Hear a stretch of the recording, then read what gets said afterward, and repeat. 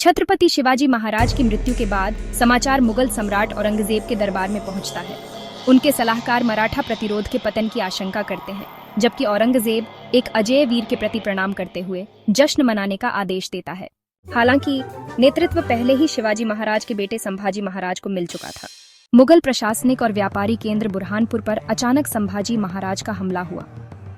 बिना तैयारी के मुगल रक्षक हमले से पराभूत हो गए। युद्ध के बीच में संभाजी महाराज एक गड्ढे में गिर जाते हैं, जहां उनका सामना एक शेर से होता है। जानवर पर काबू पाकर वह उसे अपने नंगे हाथों से मार देते हैं।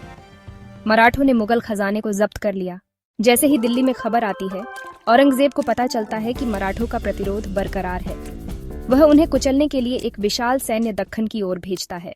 इस बीच संभाजी महाराज का उनकी पत्नी येसुबाई द्वारा गर्मजोशी से स्वागत किया जाता है, जबकि मराठा दरबार में गुटबाजी बढ़ती है, जिसमें षड्यंत्रकारी संभाजी महाराज के सौतेले भाई राजाराम महाराज को शासक बनाने का प्रयास करते हैं।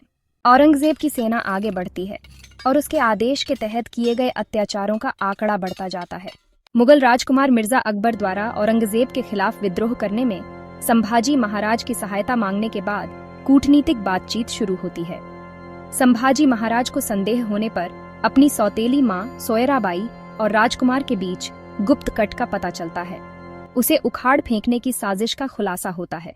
औरंगजेब ने संभाजी महाराज को हराने तक बेताज रहने की कसम खाई थी और उसे बढ़ती मुश्किलों का सामना करना पड़ा।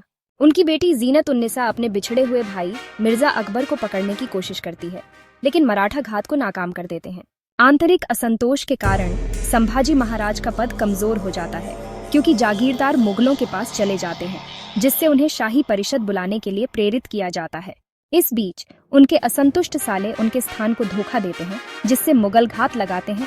जैसे ही कई योद्धा मारे जाते हैं, प्रमुख मराठा नेता संताजी घोरपड़े और धनाजी जाधव को प्रतिरोध जारी रखने के लिए बाहर निकाला जाता है, जबकि कम संख्या में संभाजी महाराज अपने पकड़े जाने तक लड़ते हैं।